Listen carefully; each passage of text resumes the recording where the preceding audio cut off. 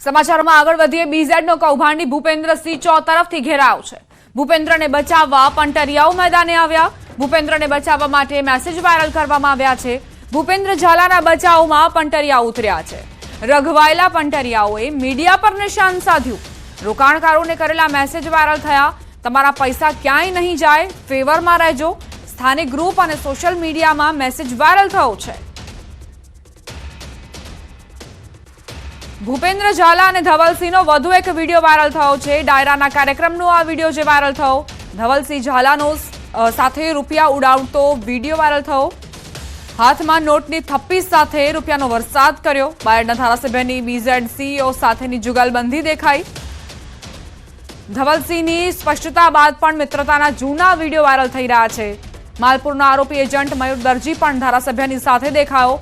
ડાયરાના કાર્યક્રમ વખતનો આ વિડીયો જે અત્યારે વાયરલ થયો છે। બીઝેડ કૌભાંડ મામલે પ્રદેશ કોંગ્રેસના આરોપ। એબીવીપી પ્રદેશના પૂર્વ સહમંત્રી પર આક્ષેપ મૂક્યા। પાર્થિવ રાજસિંહ કઠવાડિયાએ જાહેર કર્યા પુરાવા।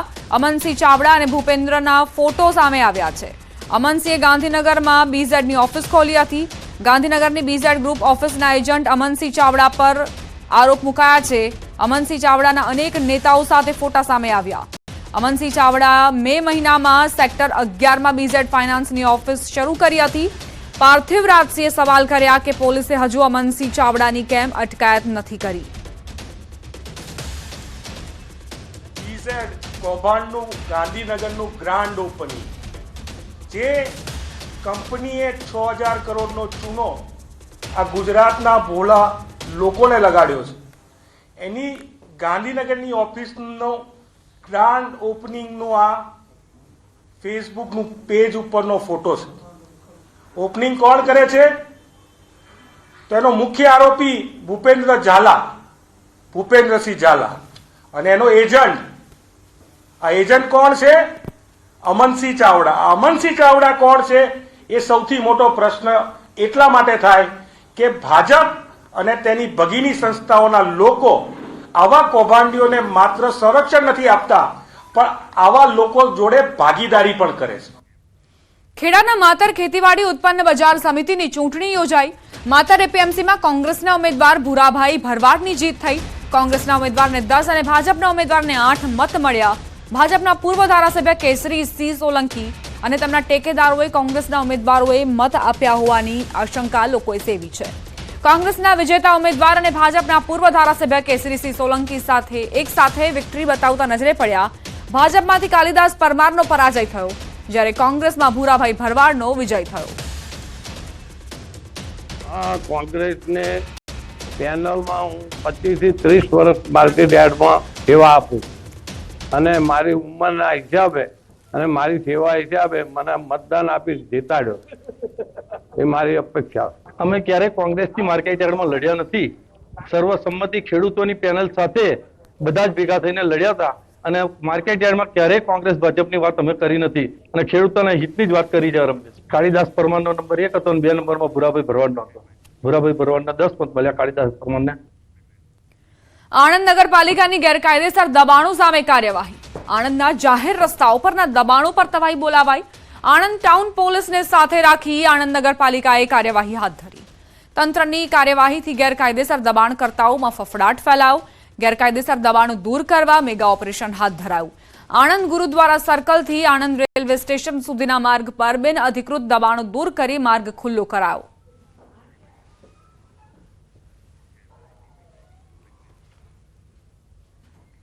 રાજકોટના ધોરાજીમાં બોગસ સ્કૂલ ચાલતી હોવાના આક્ષેપ થઈ રહ્યા છે, ત્યારે ન્યૂઝ 18 ગુજરાતીએ રિયાલિટી ચેક કર્યું। છાડવાવદર ગામમાં કાગળ પર ચાલતી શાળા પર ન્યૂઝ 18 ગુજરાતીની ટીમ પહોંચી અને હકીકત જાણવાનો પ્રયાસ કર્યો। શાળામાં ઓન રેકોર્ડ 54 વિદ્યાર્થીઓ અભ્યાસ કરતા હોવાનું દેખાડાયું છે। જો કે તપાસ કરતા એક પણ વિદ્યાર્થી ન દેખાયો। ખખડધજ બનેલી શાળાના વર્ગખંડના બારણા પર તાળા લાગેલા જોવા મળ્યા, તો એકાદ બે ઓરડાઓ ખુલ્લા દેખાયા। જો કે તેની બેન્ચ પર માત્ર દેખાવ પૂરતા જ પાઠ્યપુસ્તક મૂકી દેવાયા હોય તેવું નજરે પડ્યું। અમારી ટીમે શાળાના સ્ટાફ સાથે વાત કરવાનો પ્રયાસ કરતા તેમણે મીડિયા સામે કંઈ પણ બોલવાનો ઇનકાર કર્યો। સવાલ કરતા અકળાયેલા સ્ટાફે મીડિયા સાથે જ ગેરવર્તણૂક કરી।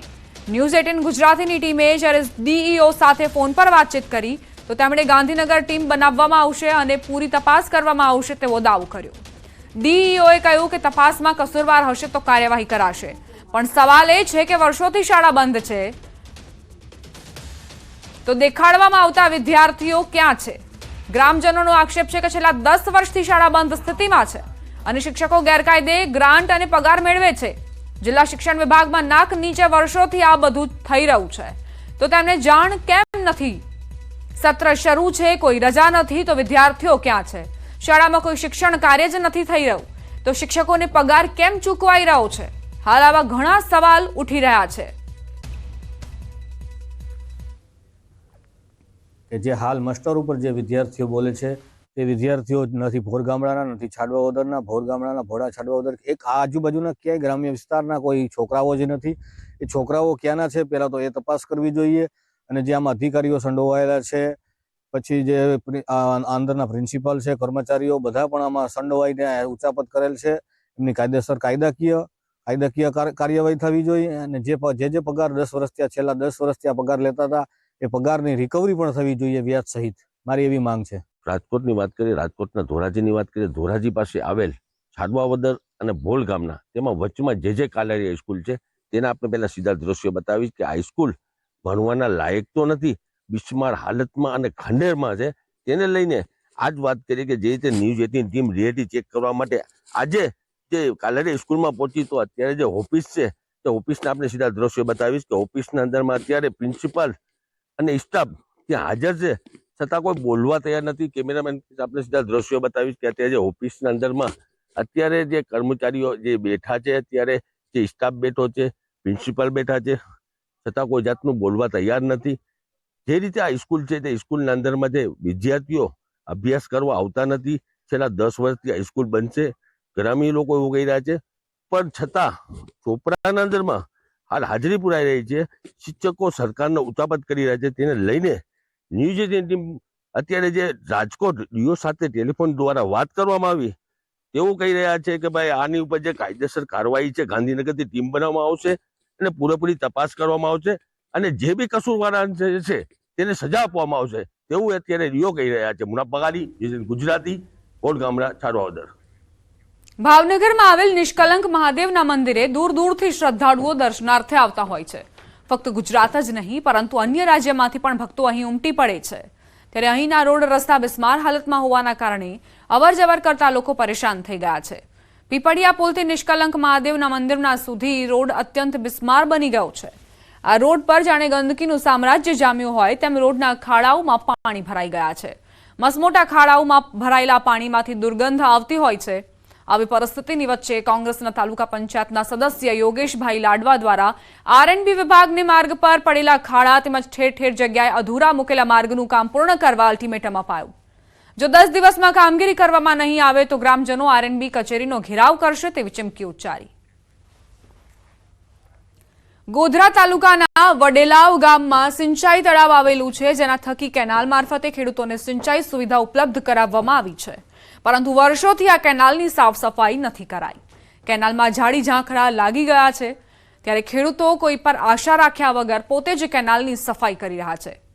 ગામની મહિલાઓ, ખેડૂતો અને યુવાનો જાતે જ કેનાલમાંથી માટી અને ઝાડી ઝાંખરા દૂર કરી રહ્યા છે. ખેડૂતોનું કહેવું છે કે જો તેઓ તંત્રની રાહ જોશે તો પોતાનો પાક સુકાઈ જવા અને શિયાળુ ખેતી નહીં થવાની સ્થિતિ સર્જાશે, જેથી તેઓ પોતે જ સફાઈમાં જોતરાઈ ગયા.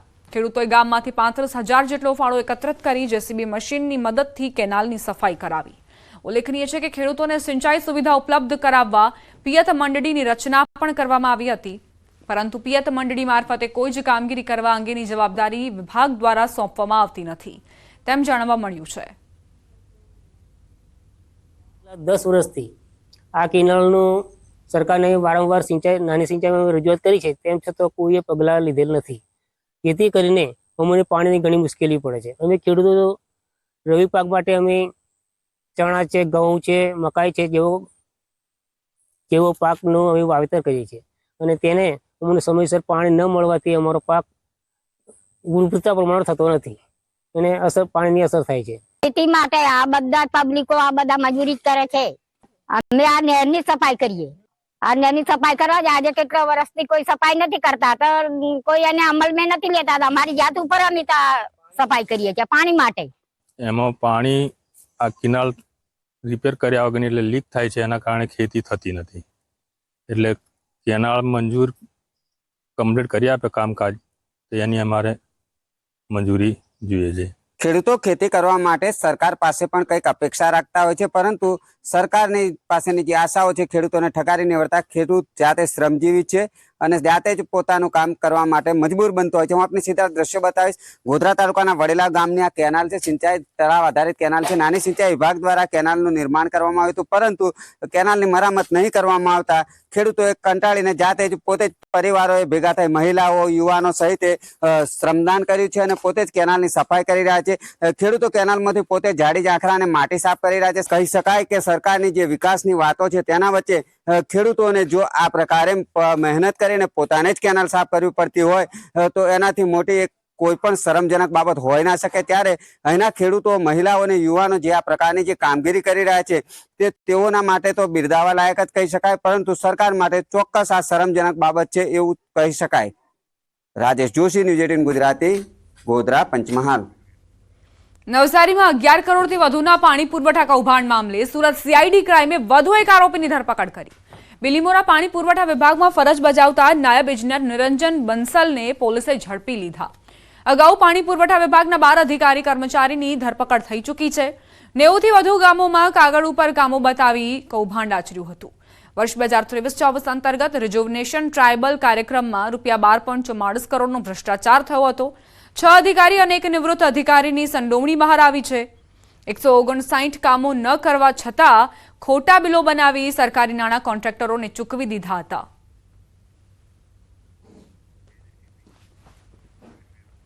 ભાવનગર જિલ્લાના મહુવા માર્કેટિંગ યાર્ડમાં એક જ દિવસમાં 1 લાખથી વધુ ડુંગળીના થેલાની આવક નોંધાઈ. ડુંગળીના 400થી લઈ 700 રૂપિયા જેવા પ્રતિમણના ભાવ બોલાતા ખેડૂતોમાં ખુશીની લહેર જોવા મળી. હાલ મહુવા માર્કેટિંગ યાર્ડમાં ડુંગળીની ભરપૂર આવકના કારણે અન્ય જગ્યા ભાડે રાખીને ડુંગળીની હરાજી કરવામાં આવી રહી છે. ઉલ્લેખનીય છે કે બંગાળ, યુપી, બિહાર, પંજાબ, દિલ્હી, હરિયાણાના વેપારીઓ મહુવા યાર્ડ ખાતે ડુંગળીની ક્વોલિટી સારી હોવાથી ખરીદી કરવા આવી રહ્યા છે. શિયાળાની શરૂઆત થતાં લોકોને મચ્છરજન્ય રોગચાળામાંથી આંશિક રાહત મળતી હોય છે, પરંતુ આ વખતે હજુ પણ મચ્છરજન્ય રોગચાળામાંથી રાહત નથી મળી. રાજકોટ શહેરમાં ગત સપ્તાહે રાજકોટ મહાનગરપાલિકાના આરોગ્ય વિભાગના ચોપડે ડેન્ગ્યુનો 1 કેસ, મેલેરિયાના 2 કેસ, જ્યારે કે ચિકનગુનિયાના 8 જેટલા કેસ નોંધાયા હોવાનું સામે આવ્યું. આ તરફ રાજકોટ મનપા દ્વારા રોગચાળાને કાબૂમાં રાખવા સતત દવા છંટકાવ, ફોગિંગની કામગીરી કરવામાં આવી રહી છે. રાજકોટ શહેરમાં ડેન્ગ્યુ, મેલેરિયા, ચિકનગુનિયા, ઝાડા, ઉલટી, તાવ, શરદી, ઉધરસ સહિતના 2500 જેટલા કેસ માત્ર મહાનગરપાલિકાના આરોગ્ય વિભાગના ચોપડે નોંધાયા હોવાનું સામે આવ્યું. રાજકોટ મહાનગરપાલિકાના ગત સપ્તાહના જે આરોગ્ય કેન્દ્ર ઉપરાંત જે છે પીડીયુ પેકેજ ખાતે નોંધાતા IHIPના જે આંકડા છે એ મુજબ જોવા જઈએ તો ગત સપ્તાહે રાજકોટ મહાનગરપાલિકા ખાતે જે છે એ મેલેરિયાનો 1 કેસ છે નોંધાયેલો છે. આ ઉપરાંત ડેન્ગ્યુના 8 કેસ અને ચિકનગુનિયાના 2 કેસ છે નોંધાયેલા છે. આ ઉપરાંત જોવા જોઈએ તો શરદી, ઉધરસ અને તાવના કેસીસમાં આંશિક વધઘટ છે નોંધાયેલો છે. સ્વાસ્થ્ય જાળવવા માટે ખાસ કરીને સવારે અને સાંજે ઠંડીના પવન અથવા ઠંડીના સમયે જે છે બહાર જવાનું ટાળવું જોઈએ. જો બહાર જવાનું થાય તો ખાસ કરીને વૃદ્ધો, બાળકો અને સગર્ભા બહેનો ઉપરાંત કેન્સર અને અન્ય જેમની રોગપ્રતિકારક શક્તિ છે એવા લક્ષણો ધરાવતા દર્દીઓ છે એમણે બહાર જવાનું ટાળવું જોઈએ. જો બહાર જવાનું થાય તો ખાસ કરીને ગરમ વસ્ત્રો જે છે એનું પરિધાન કરીને જ બહાર નીકળવું જોઈએ. નર્મદાના સીમ વિસ્તારમાંથી દીપડો પાંજરે પુરાયો. ગ્રામ્ય વિસ્તારોમાં દીપડાએ આતંક મચાવ્યો હતો. નર્મદાના વંઢ અને જાજપુરા ગામની સીમ વિસ્તારમાંથી 3 વર્ષીય દીપડો પાંજરે પુરાયો. ભારે મહેનત બાદ દીપડાના પાંજરે પૂરવામાં ફોરેસ્ટ વિભાગને સફળતા મળી. તિલકવાડા તાલુકાના ગ્રામ્ય વિસ્તારોમાં છેલ્લા કેટલાક સમયથી દીપડાઓએ ભારે આતંક મચાવ્યો છે. આ દીપડાઓને ઝડપી લેવા અને પ્રજાજનોને સુરક્ષા આપવા માટે ફોરેસ્ટ વિભાગ દ્વારા રાત દિવસ ખડેપગે રહીને પોતાની કામગીરી અદા કરવામાં આવી રહી છે. તાલુકાના વિવિધ વિસ્તારોમાં 15થી વધુ પાંજરા ગોઠવી દેવામાં આવ્યા હતા. ઉપરાંત વિવિધ વિસ્તારોમાં કેમેરા પણ લગાવવામાં આવ્યા હતા. નવસારીના વાંસદામાં દીપડાનો આતંક યથાવત. આંબાબારી ગામમાં દીપડાના હુમલાથી બાળક ઘાયલ. 6 વર્ષીય દીક્ષિત ચૌહાણ નામનું બાળક જે હુમલાના કારણે ઘાયલ થયો. વહેલી સવારે ખેતરમાં બાળક પર હુમલો કરાયો. બાળકને તાત્કાલિક સારવાર અર્થે વાંસદાની કોટેજ હોસ્પિટલમાં ખસેડવામાં આવ્યો. ઘટનાની જાણ વન વિભાગને થતા અધિકારીઓ પણ દોડી આવ્યા, જે બાદ પાંજરું મૂકી દીપડાને પકડવા માટે તજવીજ હાથ ધરી. સમાચાર મહેસાણાથી, જ્યાં તોફાની કપિરાજ પાંજરે પુરાયા. સતલાસણામાં કપિરાજે આતંક મચાવ્યો હતો. છેલ્લા 2 દિવસથી કપિરાજે ભય ફેલાવ્યો હતો. કપિરાજ પાંજરે પુરાતા લોકોએ રાહતનો શ્વાસ લીધો.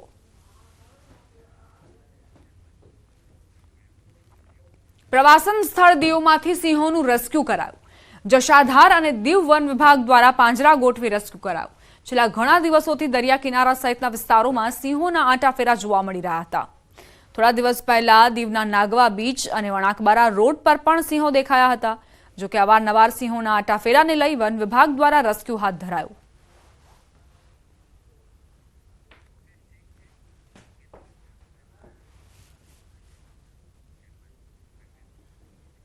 હવે આગળ વાત કાતિલ દોરીથી સાવધાનની.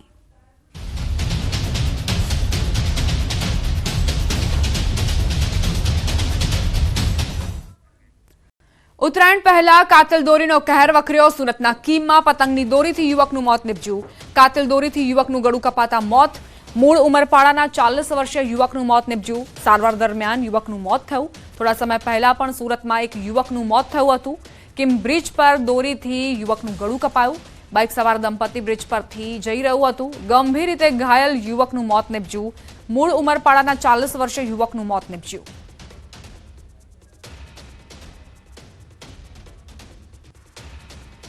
કેસ આવ્યો હતો કે કિંગ ફ્લાયઓવર બ્રિજ પરથી કોઈ કપલ બાઇક પર જતા હતા તો કંઈક દોરા વડે ગળું કપાઈ જતા એમને લઈને આવ્યા હતા, પણ એક ખૂબ ગંભીર હાલતમાં હતા. તો તે દરમિયાન પ્રાથમિક સારવાર આપી અને ત્યારબાદ અમે અમારી હોસ્પિટલની એમ્બ્યુલન્સમાં તાત્કાલિક સુરત સિવિલમાં ખસેડ્યા અને ત્યાં પહોંચતા એમનું મૃત્યુ થયેલ છે.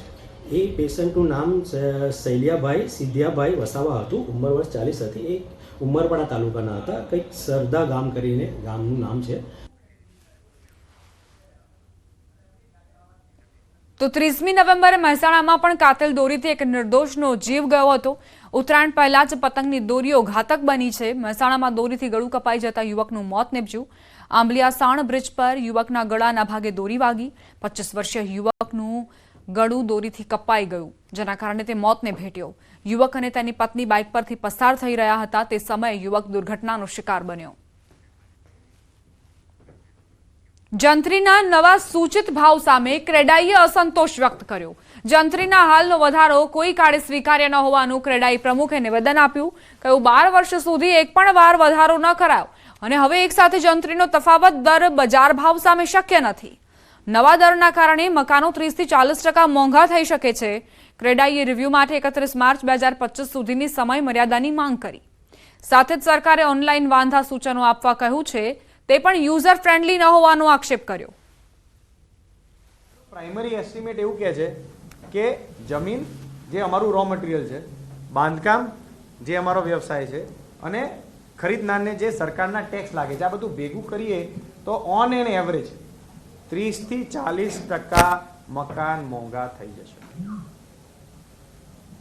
અને આટલી મોટી માત્રાની અંદર અગર મકાનો મોંઘા થઈ જશે તો કઈ રીતે પોષણ આવે? આટલો મોટો ભાર અસહ્ય છે અને કોઈપણ રીતે કોઈપણ વર્ગને, નાનામાં નાનો વર્ગ હોય કે મોટો વર્ગ હોય, એને આ એક્સેપ્ટેબલ કે પચી શકે એવો નથી. સુરતમાં અસામાજિક તત્વોનો આતંક વધ્યો. વરાછામાં તોફાની તત્વોનો આતંક સીસીટીવીમાં કેદ. અર્ચના સ્કૂલ સામે હરિધામ સોસાયટી પાસે દુકાનોમાં તોડફોડ કરાઈ. તોફાની તત્વોએ દુકાનોમાં તોડફોડ કરીને હંગામો મચાવી દીધો.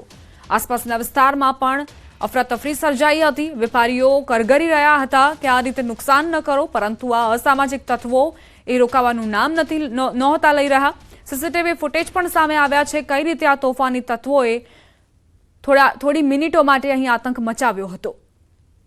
આ સીસીટીવી ફૂટેજ એ વાતને પણ સાબિતી આપે છે કે અહીં કાયદાની અને પોલીસનો કોઈ જ ડર નથી. કાયદાની એસી તેસી કરતા અસામાજિક તત્વો જેમણે વેપારીઓને પણ નુકસાન પહોંચાડ્યું છે, કારણ કે જે દુકાનમાં માલ ભરીને રાખ્યો હતો તેનું વેચાણ તો ન થયું, પરંતુ આ રીતે તેમાં તોડફોડ થઈને આર્થિક નુકસાન વેઠવવાનો વેપારીઓને વારો આવ્યો. દ્વારકામાં અસામાજિક તત્વોનો આતંક સીસીટીવીમાં કેદ. મફતમાં પેટ્રોલ ભરી આપવા મારામારી કરાઈ. દ્વારકા નેશનલ હાઈવે પર બરડિયા પાસેનો બનાવ, પંપ કર્મચારીને કહ્યું મફત પેટ્રોલ આપ. પેટ્રોલ પંપ કર્મચારી સાથે મારામારી પણ કરી. બનાવમાં પંપ કર્મચારી ઘાયલ અવસ્થામાં હોસ્પિટલ ખસેડાયો.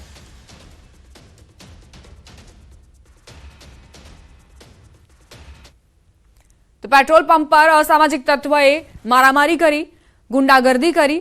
આ કર્મચારીએ ના પાડતા જ તેને મારવામાં આવ્યો. વ્યાજખોરોના ત્રાસથી વેપારીનો આપઘાતનો પ્રયાસ. વડોદરામાં બનેલો બનાવ જે સીસીટીવીમાં કેદ થયો છે. ફ્રૂટના વેપારીનો આપઘાતનો પ્રયાસ. 47 લાખ સામે અત્યાર સુધીમાં 2 થી 2.5 કરોડ વસૂલ્યા. વર્ષ 2012 થી 2018 સુધીમાં 47 લાખ રૂપિયા વ્યાજે લીધા હતા. વ્યાજખોરે કડક ઉઘરાણી કરી, વારંવાર ધમકી આપતા કંટાળીને વેપારીએ ફિનાઇલ પીધું. વ્યાજખોરની હાજરીમાં વેપારીએ ફિનાઇલ ગટગટાવતો હોય તેવા દ્રશ્યો સામે આવ્યા. વેપારીના પરિવારને જાણ કરાતા જ પરિવાર પણ દોડી આવ્યો. તેમને પણ નુકસાન કરવાની ધમકી આ વ્યાજખોરોએ આપી હતી.